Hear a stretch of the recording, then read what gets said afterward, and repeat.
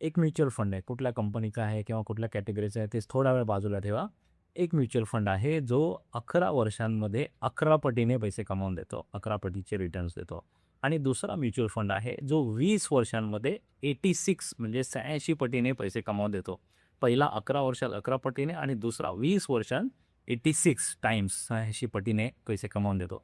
तर यापैकी कुठला म्युच्युअल फंड चांगला आहे किंवा कुठल्या म्युच्युअल फंडचा परतावा चांगला आहे हे तुम्ही सांगाल का? चला थोडासा वेळ द्या आणि सांगा.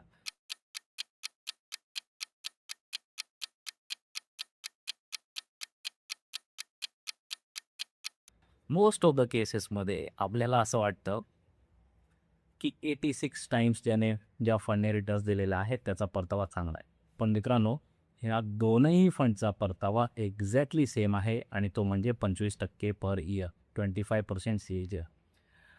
आता हे का झालं हे बघणं इंटरेस्टिंग आहे.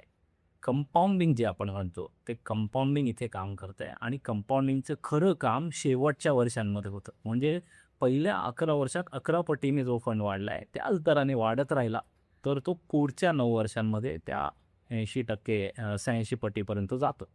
म्हणजेच काय की तुमच्या कंपाऊंडिंगला जर तुम्ही वेळ दिला नाही तर तुम्हाला खूप चांगला परतावा बघायलाच मिळणार नाही.